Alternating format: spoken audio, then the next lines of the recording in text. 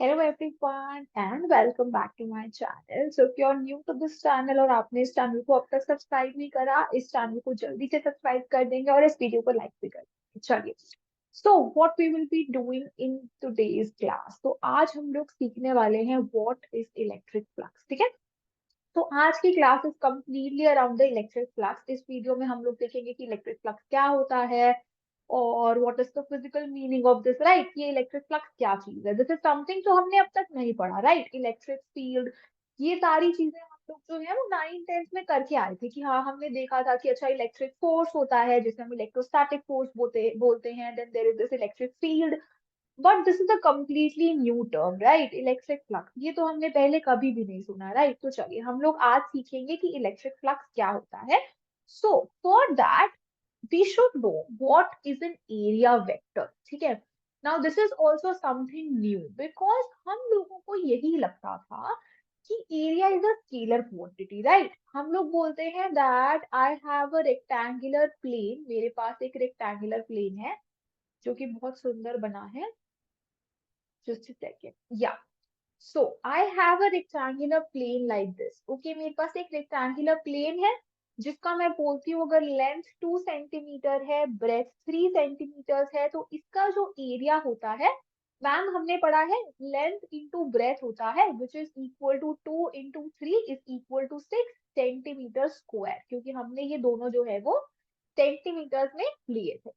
Now what is the area vector. अब ये area vector क्या चीज है, दिस इज समथिंग हम लोग पहली बार ही सुन रहे हैं। एरिया वेक्टर, ये एरिया वेक्टर क्या होता है।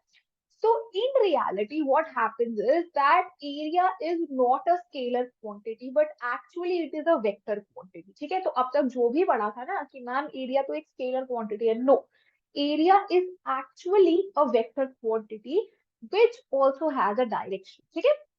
तो एरिया वेक्टर के पास कोई डायरेक्शन होती है और ये डायरेक्शन क्या होती है आज हम लोग देखेंगे।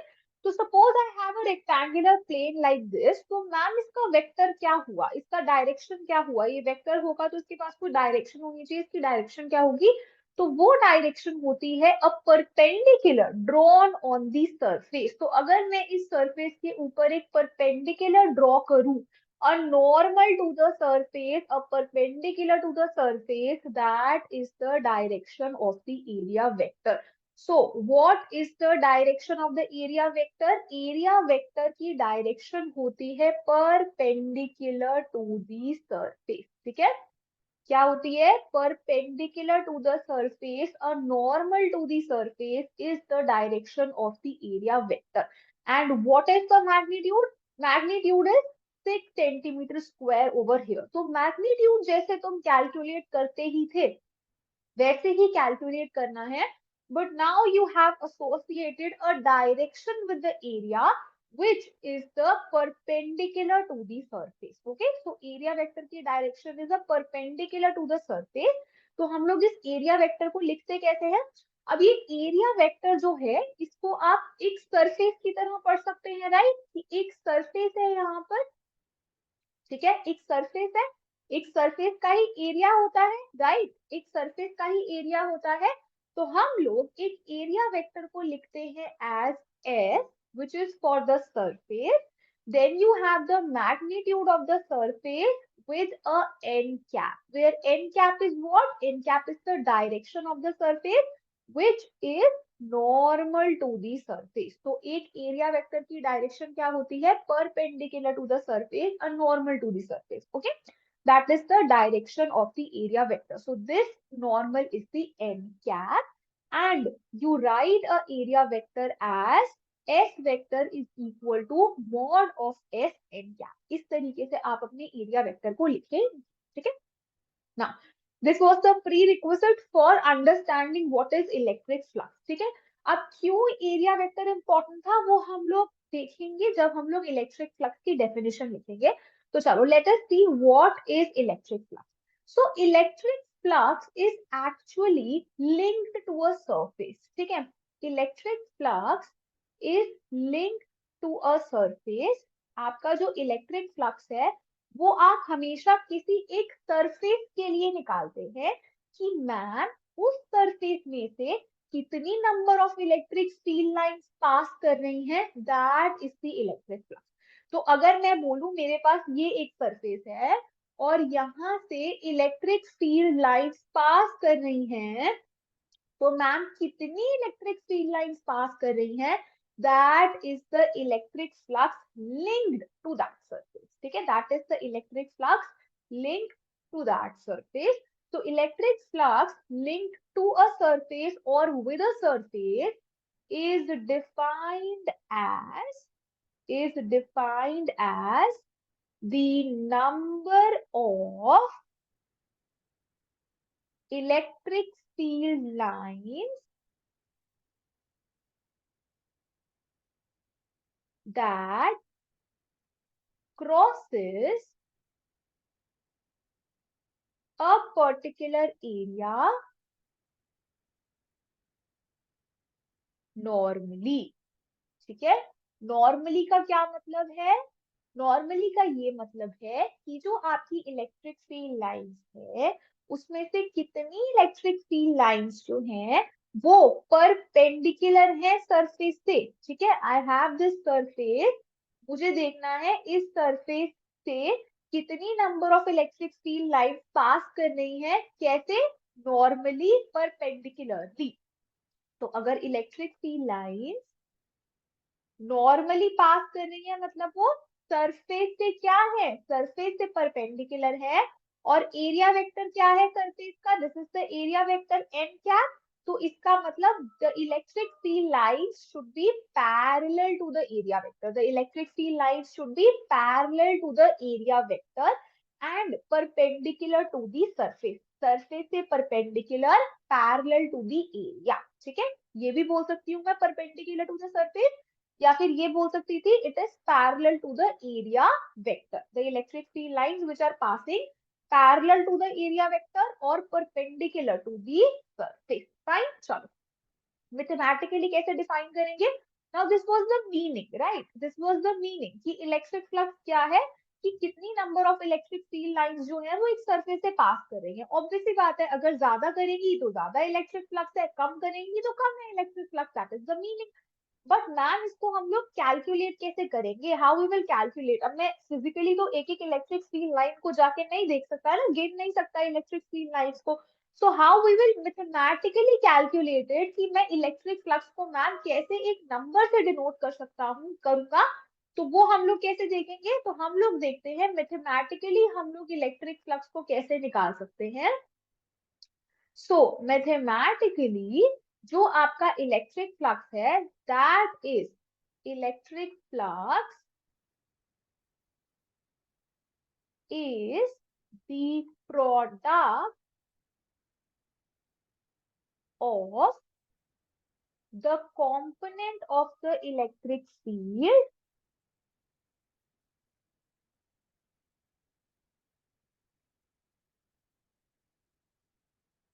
which is along the area vector and the area. Okay, तो मैथमेटिकली क्या है, mathematically electric flux is the product, क्या है, प्रोडक्ट है, किसका प्रोडक्ट है, the component of the electric field which is along the area vector and the area. दो चीजों का प्रोडक्ट है, ठीक है, दो चीजों का प्रोडक्ट है। तो आई होप सबने डेफिनेशन लिख ली हो।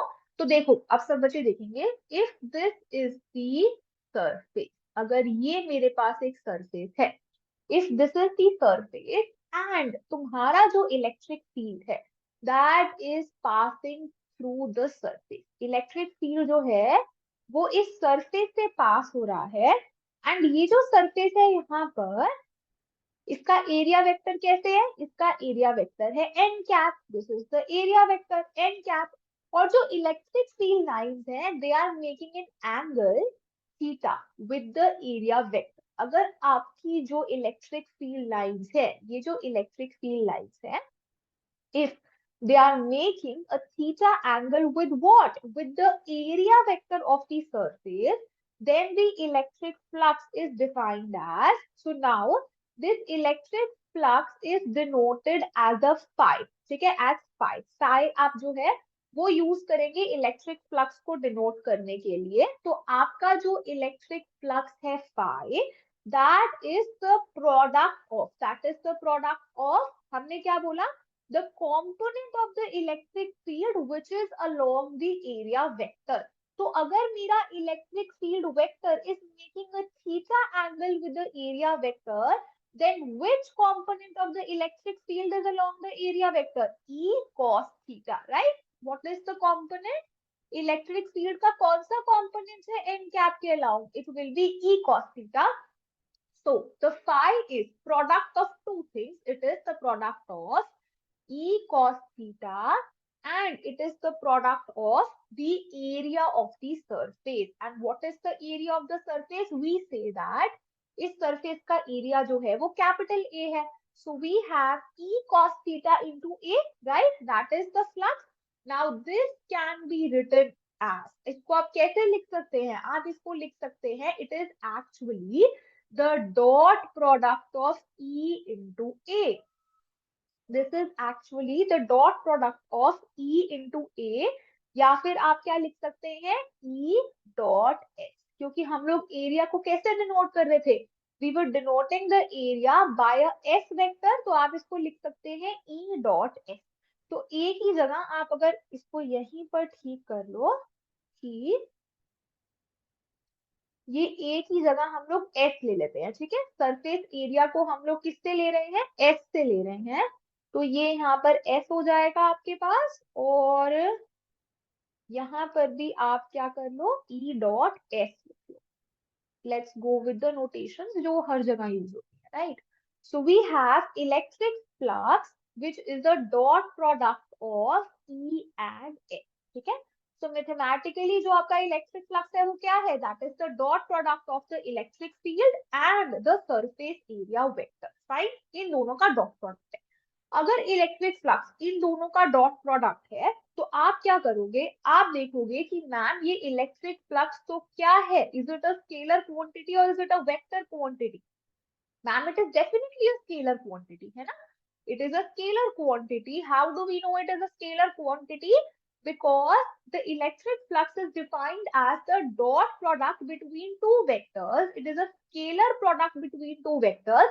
So दो vectors का scalar product will give me a scalar, which is a, that is why the electric flux is a scalar quantity. ठीक है, electric flux इसीलिए एक scalar quantity है because इसको आपने as a dot product define करा है. किस किस का dot product define करा है? मैम इलेक्ट्रिक फील्ड का करा है और एरिया वेक्टर का करा है. तो आपको क्या करना है? You just have to take a dot product of the electric field and the surface area, and that will give you the electric flux passing through that surface. ठीक है, it will give you the electric flux passing through that surface. क्या करेंगे? सिर्फ electric field और surface area का आपको लेना है डॉट प्रोडक्ट, ठीक है. और हमने क्या देखा? That it is a scalar quantity, ठीक है. आपका इलेक्ट्रिक फ्लक्स जो है क्या है? एक स्केलर क्वांटिटी है. Now let us move on to what is the SI unit of the electric flux. Okay, अब SI यूनिट क्या होगी इलेक्ट्रिक फ्लक्स की?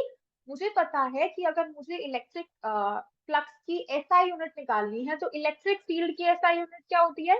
इलेक्ट्रिक फील्ड की SI यूनिट होती है न्यूटन पर कूलम एंड सरफेस एरिया की होती है metre square. So what will be the SI unit? It will be newton metre square coulomb inverse. This is the SI unit for your electric flux, ठीक है. तो SI unit क्या हो गई हमारे पास? न्यूटन मीटर स्क्वायर पर coulomb inverse. And now जो समझदार बच्चे होंगे वो क्या करेंगे? वो जल्दी से यहीं पर जो है फाई का डायमेंशनल फॉर्मूला भी निकाल देंगे, ठीक है. यहीं पर जल्दी से डायमेंशनल फॉर्मूला भी निकाल लेंगे. So this is the homework for you all. आपको क्या करना है? You just have to use the dimensions of electric field. You have to use the dimensions of the surface area. यहाँ पे ध्यान रखेंगे this is capital S not small S. आप यहाँ पे डिस्प्लेसमेंट का जल्दी जल्दी में, क्योंकि हम लोग स्मॉल एस यूज करते हैं डिस्प्लेसमेंट के लिए, यहाँ पे हम लोग कैपिटल एस यूज कर रहे हैं फॉर द सरफेस एरिया, तो आप यहाँ पर कैपिटल एस के डायमेंशन डालेंगे which will be L square, and यहाँ पे आप फाइंड करेंगे the dimensional formula for the electric flux. तो आपको क्या करना है, this is your homework, you have to find the dimensional formula for the electric flux. ठीक है, चलो अब let us do a case. एक इम्पॉर्टेंट केस है, अगर आपके पास क्या हो, अगर आपके पास इलेक्ट्रिक फील्ड जो है, the electric field is along n cap, अगर इलेक्ट्रिक फील्ड आपके पास पैरेलल है एरिया वेक्टर के, तो उस केस में क्या होगा, उस केस में जो मेरा फाई है वो हो जाएगा E into S, right? क्योंकि cos थीटा क्या हो जाएगा, cos 0 and cos 0 is 1. So we will have electric flux is equal to E into S अगर electric field is parallel to the area vector. That is like this. अगर आपके पास ये surface है इस तरीके से, this is your area vector and the electric field is also parallel to the area vector, तो उस केस में क्या होगा, उस केस में your phi will be maximum. ठीक है, क्योंकि cos थीटा की मैक्सिमम वैल्यू क्या हो जाएगी, that is 1, right. cos theta, यहाँ पे थीटा क्या है, 0 डिग्री, अगर थीटा 0 डिग्री है तो cos थीटा 1 हो जाएगा, and phi will be E into S, and this is actually the maximum value of the phi. ठीक है, and another case is what if your electric field is perpendicular to n cap। अगर आपका electric field perpendicular है n cap से, यानी कि अगर ये मेरा सरफेस है इस तरीके से, this is the area vector, and जो मेरा इलेक्ट्रिक फील्ड है वो परपेंडिकुलर डायरेक्शन में है। ठीक है, तो उस केस में क्या होगा, थीटा मुझे दिख रहा है साफ साफ 90 डिग्री है, कॉस 90 डिग्री क्या होता है मैम, 0 होता है।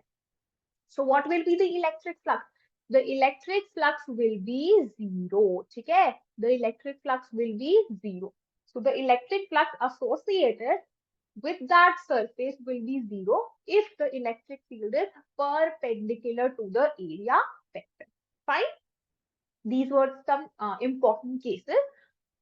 Now let us move on to the electric field is non-uniform. अब तक हमने जो भी करा था वो करा था हमने यूनिफॉर्म इलेक्ट्रिक फील्ड के लिए, लेकिन now let us move on to the case if the field is non-uniform। तो उस केस में आप क्या करेंगे, इलेक्ट्रिक फ्लक्स कैलकुलेट करने के लिए, उस केस में हम लोग इलेक्ट्रिक फ्लक्स कैसे कैलकुलेट करेंगे। तो सबसे पहले हम लोग देखते हैं नॉन यूनिफॉर्म इलेक्ट्रिक फील्ड का क्या मतलब है। नॉन यूनिफॉर्म इलेक्ट्रिक फील्ड का ये मतलब है कि जो मेरी इलेक्ट्रिक फील्ड है is now dependent on X Y and Z. अब जो मेरी इलेक्ट्रिक फील्ड है वो किस पे डिपेंड कर रही है, एक्स वाई और जेड पे डिपेंड कर रही है। So let us suppose this is my surface, मैं इस सरफेस में से इलेक्ट्रिक फ्लक्स कितना पास हो रहा है वो देखना चाहती हूँ। This is the electric field, this is the electric field which is passing and this electric field is dependent on x y and z। ठीक है, यानी कि वो इसके हर पॉइंट पे अलग है, इस सरफेस में जितने भी पॉइंट्स हैं उन सब पॉइंट्स पर एक अलग इलेक्ट्रिक फील्ड लग रही है, क्योंकि इलेक्ट्रिक फील्ड अब जो है वो एक्स वाई और जेड पे डिपेंड करती है, it is not uniform everywhere. ठीक है, चलो सो अब देखते हैं हम लोग how we will do this. For this we will divide our surface into small components. ठीक है, मैं इस सरफेस को छोटे छोटे छोटे छोटे कंपोनेंट्स में डिवाइड कर देती हूँ, जैसे हम लोग इंटीग्रेशन करते हैं, राइट।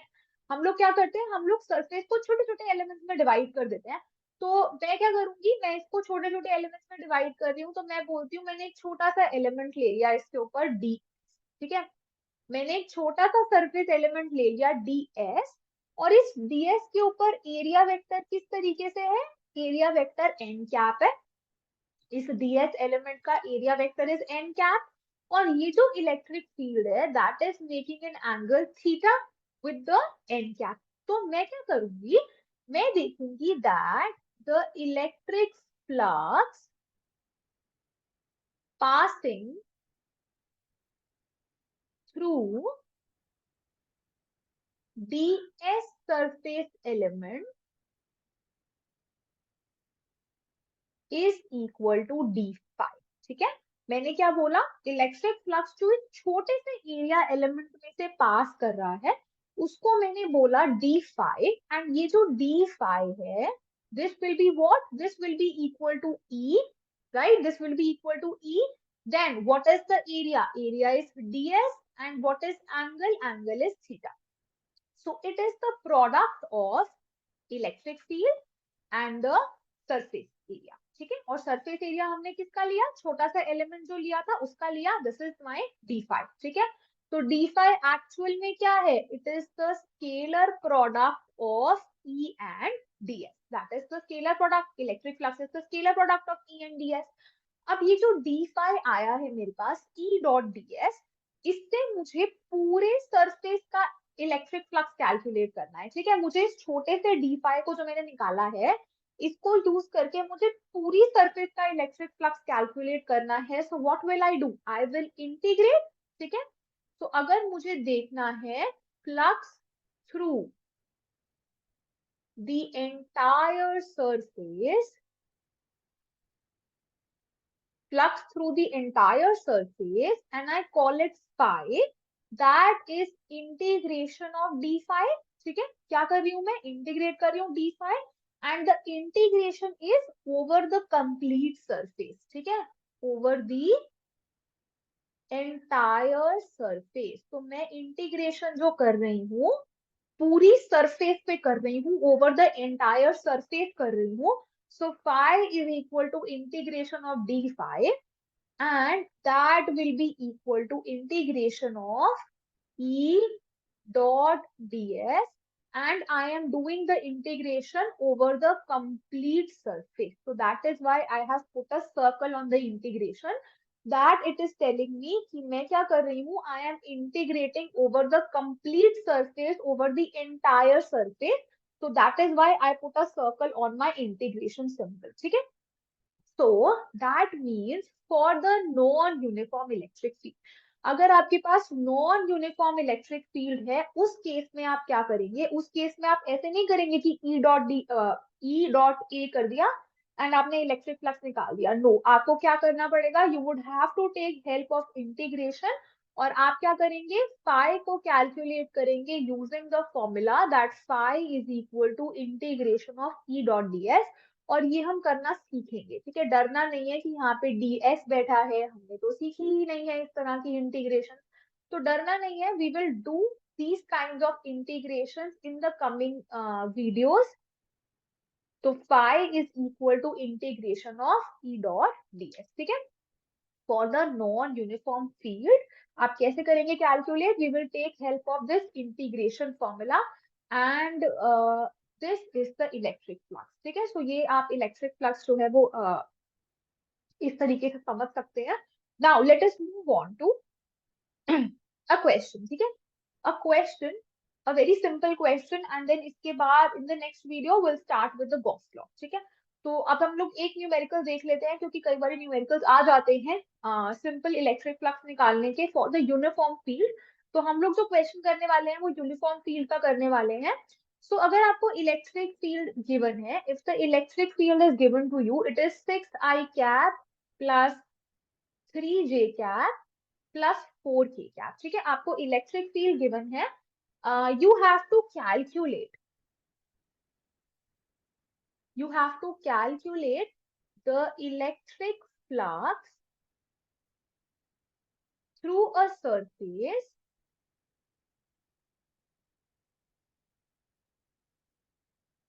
of area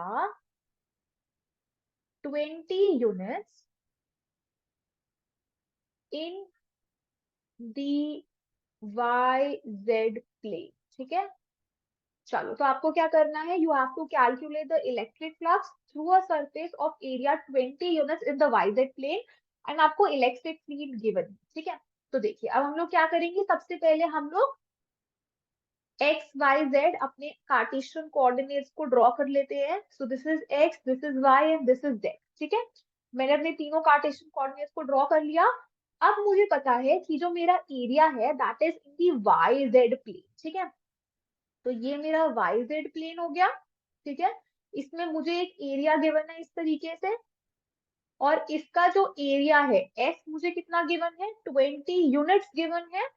एंड अगर मुझे एस का वेक्टर लिखना है, if I want to write the area vector, तो एरिया वेक्टर क्या होगा, ऑब्वियस सी बात है, इसका जो डायरेक्शन है that will be perpendicular to the surface, the direction should be perpendicular to the surface.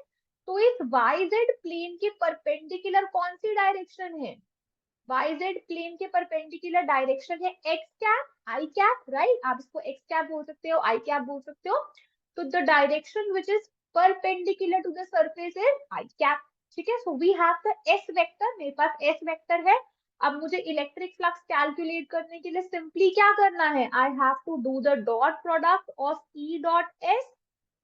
So electric field is given to me, S मैंने calculate कर दिया है, तो 6i cap plus 3j cap plus 4k cap, and I have to do a dot product 20i cap. So when I will do the dot product, I will get 6 into 2, 12. That will be 120 units of electric flux. ठीक है, तो क्योंकि मुझे यहाँ पर units नहीं given, यहाँ पर भी यूनिट्स नहीं गिवन है, यहाँ पर भी यूनिट्स नहीं गिवन है, तो I will give my answer also in units, कि फाई जो है that is equal to 120 units. ठीक है, मैं यहाँ पे कोई ऐसा यूनिट नहीं लिख रही हूँ, कोई सीजीएस यूनिट नहीं लिख रही हूँ, क्वेश्चन में यूनिट्स वर्ड यूज हुआ है, मैं भी यूनिट्स वर्ड में आंसर दे दूंगी, the answer will be 120 units, that is the electric flux passing through this surface. Fine, अगर इसी क्वेश्चन में वो आपको सरफेस दे देता कि वाई जेड प्लेन में नहीं एक्स वाई प्लेन में है, तो एक्स वाई प्लेन में अगर दे देता तो हम लोग क्या करते, मेरा जो एरिया वेक्टर है वो क्या हो जाता, अगर एक्स वाई प्लेन में है तो सरफेस एरिया वेक्टर किस डायरेक्शन में हो जाता, जेड कैप डायरेक्शन में, के कैप डायरेक्शन में। तो एस को मैं लेती 20 के कैप, अगर मुझे क्या दिया होता, surface is in the x y plane, अगर एक्स वाई प्लेन दिया होता तो मैं एरिया वेक्टर ले लेती 20 के कैप, और फिर मैं क्या कर सकती थी, फाई कैलकुलेट कर सकती थी ई डॉट एस से। ठीक है, तो this is your homework, the homework question is that, अगर आपके पास एक्स वाई प्लेन हो गया, वाई जेड प्लेन हो गया, एक्स जेड प्लेन रह गया, ठीक है, अगर आपके पास एक्स जेड प्लेन में एरिया वेक्टर है तो आपको एस वेक्टर लिखना, सॉरी एक्स जेड प्लेन में आपके पास सरफेस है तो आपको एस वेक्टर लिखना है। ठीक है, एस वेक्टर क्या होगा, एंड आपको फ्लक्स कैलकुलेट करना है। This is your homework question, so everyone will answer the question in the comment section, and I will सी कि आप बच्चों को कितना समझ आ रहा है। ठीक है, सो आई होप आपको ये क्लास अच्छी लगी हो। In the next class we will start with Gauss law. ठीक है, तो अगर आपको ये क्लास अच्छी लगी हो, इस वीडियो को जरूर शेयर करेंगे with your friends, do comment आपको ये वीडियो कैसी लगी,